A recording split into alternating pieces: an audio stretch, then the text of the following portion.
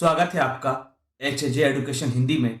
इस वीडियो में हम लोग पढ़ेंगे कम्युनिकेशन क्या होता है, ऑर्गेनाइजेशन में कम्युनिकेशन का इम्पोर्टेंस क्या होता है, और साथ ही साथ इस वीडियो में हम लोग जानेंगे कि कम्युनिकेशन के कितने प्रकार होते हैं। प्राचीन समय से ही लोग आपस में अलग अलग तरीकों से कम्युनिकेट करते रहे हैं।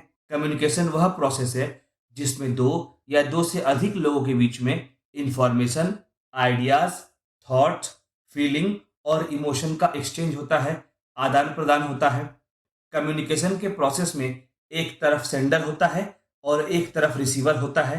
सेंडर उस व्यक्ति को कहेंगे जिससे मैसेज का ओरिजिन होता है, वहीं दूसरी तरफ रिसीवर वह व्यक्ति है जो सेंडर के द्वारा भेजे गए मैसेज को रिसीव करता है और उसे समझने का प्रयास करता है। कम्युनिकेशन मैसेज को पास करने में तो हेल्प करता ही है, साथ ही साथ मैसेज को समझने में भी हेल्प करता है। किसी भी ऑर्गेनाइजेशन का कम्युनिकेशन एक इंपॉर्टेंट एस्पेक्ट होता है, क्योंकि कम्युनिकेशन जितना बढ़िया होगा, काम उतना बेहतर तरह से पूरा हो पाएगा।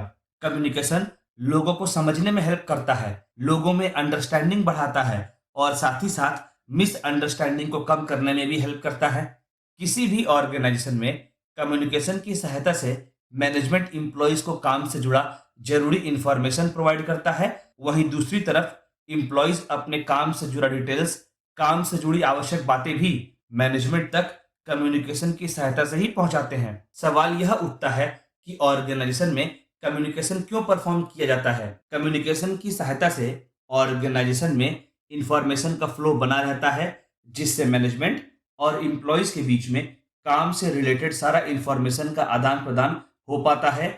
और इतना ही नहीं, कम्युनिकेशन की सहायता से काम से जुड़ा कंफ्यूजन को दूर करना भी आसान हो जाता है। अगला, प्रॉपर कम्युनिकेशन की वजह से सारे एम्प्लॉयज के बीच में कोऑर्डिनेशन मेंटेन रहता है। कम्युनिकेशन की सहायता से ऑर्गेनाइजेशन को बदलाव के हिसाब से ढाला जा सकता है। जैसे ही कोई बदलाव होता है, कम्युनिकेशन की सहायता से उसके बारे में जानकारी दी जाती है, जिससे ऑर्गेनाइजेशन बदलाव के हिसाब से अपने आप को ढाल पाता है। अगला, बेहतर कम्युनिकेशन की वजह से अच्छे अच्छे आइडियाज निकल कर आते हैं। किसी भी ऑर्गेनाइजेशन में कम्युनिकेशन के इंपॉर्टेंस को नकारा नहीं जा सकता। ऑर्गेनाइजेशन के लिए इफेक्टिव कम्युनिकेशन बहुत जरूरी होता है। इफेक्टिव कम्युनिकेशन मैनेजर को मैनेजमेंट के बेसिक फंक्शंस जैसे कि प्लानिंग, ऑर्गेनाइजिंग आदि को परफॉर्म करने में हेल्प करता है। यहाँ तक कि प्लानिंग का फाउंडेशन होता है कम्युनिकेशन। बिना प्रॉपर कम्युनिकेशन के प्लानिंग के फंक्शन को प्रॉपरली कंप्लीट करना कठिन हो जाता है, क्योंकि कम्युनिकेशन के माध्यम से सारे इंफॉर्मेशन मैनेजर तक पहुंचाए जाएंगे और उसी हिसाब से मैनेजर प्लानिंग करेगा। कम्युनिकेशन की वजह से मैनेजर्स को, एम्प्लॉयज को पता चलता है कि कौन सा काम परफॉर्म करना है, काम कैसे परफॉर्म करना है आदि। ऑर्गेनाइजेशन में जितना अच्छा कम्युनिकेशन होगा, काम को उतने अच्छे से मैनेज किया जा सकेगा। तो चलिए आगे बढ़ते हैं और जानते हैं कि ऑर्गेनाइजेशन में कम्युनिकेशन इतना इंपॉर्टेंट क्यों होता है। पहला है कन्वेइंग मैसेजेस। कम्युनिकेशन की सहायता से लोगों के बीच में मैसेजेस का एक्सचेंज पॉसिबल हो पाता है। कम्युनिकेशन के माध्यम से बॉस काम से जुड़ा इंस्ट्रक्शन या ऑर्डर इंप्लॉइज तक पहुंचाता है, वहीं दूसरी ओर इंप्लॉइज अपने काम से जुड़ा रिपोर्टिंग, काम का फीडबैक आदि भी बॉस तक कम्युनिकेशन के माध्यम से ही पहुंचाता है। अगला इंपॉर्टेंस है completion of work. Proper communication से काम को सही से कंप्लीट करना आसान हो जाता है। जैसे मैनेजर कम्युनिकेशन के हेल्प से अपने टीम को काम अच्छे से समझा पाता है, काम करने का तरीका समझा पाता है, ऑर्गेनाइजेशन का गोल्स और ऑब्जेक्टिव्स को भी बता पाता है, और फिर उसी को ध्यान में रखकर इंप्लॉइज काम करते हैं। अगला इंपॉर्टेंस है हेल्प्स इन डिसीजन मेकिंग। हम सब जानते हैं कि इंफॉर्मेशन के आधार पर डिसीजंस ली जाती है और कम्युनिकेशन के हेल्प से ही इंफॉर्मेशन मिलता है। तो हम लोग यह कह सकते हैं कम्युनिकेशन की वजह से जो भी इंफॉर्मेशन मिलता है, उसके आधार पर डिसीजंस लेना आसान हो जाता है। अगला इंपॉर्टेंस हुआ मेंटेनिंग रिलेशंस। ऑर्गेनाइजेशन में काम कर रहे लोग कम्युनिकेशन की सहायता से आपस में थॉट्स, इंफॉर्मेशंस को शेयर करते हैं, जिससे होता यह है कि एम्प्लॉयज एक दूसरे को जान पाते हैं और एम्प्लॉयज के बीच में अंडरस्टैंडिंग बढ़ती है, जिससे होता यह है कि एम्प्लॉयज में एक अच्छा फ्रेंडली रिलेशन एस्टेब्लिश हो पाता है। अगला इंपॉर्टेंस हुआ फैसिलिटेटिंग इंटरेक्शन। ऑर्गेनाइजेशन से कई लोग जुड़े होते हैं, या तो डायरेक्टली या तो इनडायरेक्टली। उनसे संपर्क रखने में इंटरैक्ट करने में कम्युनिकेशन हेल्प करता है।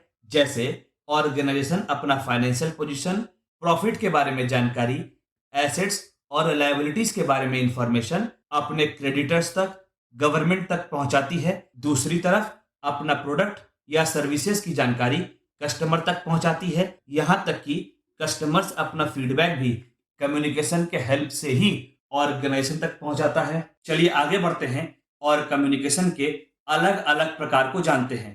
पहला है वर्बल कम्युनिकेशन। वर्बल कम्युनिकेशन में मैसेज का एक्सचेंज शब्दों की सहायता से की जाती है। वर्बल कम्युनिकेशन में मैसेज को पहुंचाने के लिए लैंग्वेज का प्रयोग किया जाता है। अगर ऑर्गेनाइजेशन में किसी टॉपिक को लेकर एम्प्लॉयज के बीच में डिस्कशन चलता है तो वह वर्बल कम्युनिकेशन में आता है। अगला है रिटन कम्युनिकेशन। रिटन कम्युनिकेशन में मैसेज का एक्सचेंज लिखित रूप में किया जाता है। जैसे ऑर्गेनाइजेशन में किसी बात को नोटिस के माध्यम से बताना, ईमेल के माध्यम से बताना, मेमो के माध्यम से बताना आदि। अगला प्रकार है non verbal communication. Non verbal communication में मैसेज का एक्सचेंज बिना बोले या बिना लिखे होता है। किसी बात पर सर हिलाकर हाँ बोलना, जेस्चर बनाना, डांस के माध्यम से, पेंटिंग के माध्यम से कुछ मैसेज देना आदि सब नॉन वर्बल कम्युनिकेशन में आता है। यहां तक कि व्यक्ति का अपीयरेंस, मतलब व्यक्ति किस तरह से दिखता है, किस तरह से कपड़े पहनता है आदि भी नॉन वर्बल कम्युनिकेशन में आता है। अगला प्रकार है विजुअल कम्युनिकेशन। जब मैसेज का एक्सचेंज पिक्चर के माध्यम से, ग्राफ के माध्यम से किया जाता है तो उसे विजुअल कम्युनिकेशन कहते हैं। जैसे ग्राफ, टेबल, चार्ट के हेल्प से इंफॉर्मेशन प्रोवाइड करना, मैसेज देना आदि। अगला है audio visual communication. Audio visual communication में मैसेज को, इंफॉर्मेशन को ऑडियो और विजुअल के मिक्सचर से स्प्रेड किया जाता है। हम लोग जो वीडियोस देखते हैं, सिनेमा देखते हैं, यह सब ऑडियो विजुअल कम्युनिकेशन में आते हैं। अगला है फॉर्मल कम्युनिकेशन। फॉर्मल कम्युनिकेशन में कम्युनिकेशन का प्रोसेस एक पर्टिकुलर स्टाइल, रूल आदि को फॉलो करता है। फॉर्मल कम्युनिकेशन में मैसेज या इंफॉर्मेशन को ऑफिशियली एक्सचेंज किया जाता है। अगला है इनफॉर्मल कम्युनिकेशन। जब दो लोगों के बीच में कम्युनिकेशन कैजुअली होता है, फ्रेंडली तरह से होता है, अनऑफिशियली होता है, तो उस प्रकार के कम्युनिकेशन को इनफॉर्मल कम्युनिकेशन कहते हैं। जब दो लोग आपस में अपने फेवरेट स्पोर्ट्स के बारे में बात करते हैं, अपने फेवरेट मूवी के बारे में बात करते हैं, तो वह इनफॉर्मल कम्युनिकेशन दिखाता है।